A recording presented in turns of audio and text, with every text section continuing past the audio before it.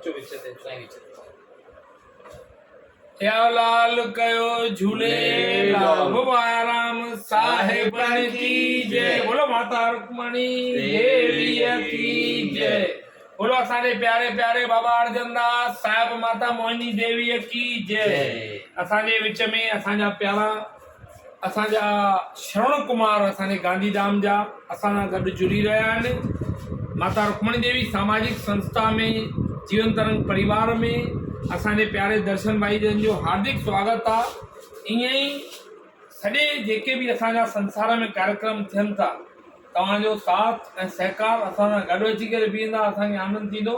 मां दादा बाबा साईं जन खे अर्ज़ु कंदुमि त गोल्ड मेडल पाए साईं जन जो स्वागत कनि ऐं गॾोगॾु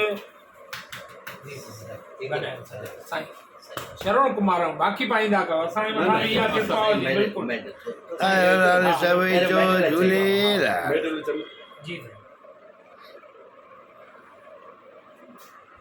जीवन तरंग के संग संतों के संग जीवन तरंग और आज से दर्शन जी के संग। बिल्कुल असांजा प्यारा राष्ट्रीय लेवल ते जीवन तरंग परिवार में तव्हांजो हार्दिक स्वागत आहे। असांजा एज अ राष्ट्रीय अध्यक्ष जे नाते ऐं गॾोगॾु असांजा राष्ट्रीय संचालक हुअण जे नाते असां तव्हांजो स्वागत था कयूं। जॾहिं बि जिते कार्यक्रम थिए थो पियो असां तव्हांखे इनवाइट कंदासीं, ज़रूरु दर्शन ॾिजो। जी साईं। जय झूलेलाल, जय जय माता रुक्मणी देवी जी, जय जय बाबा आयाराम साहिब।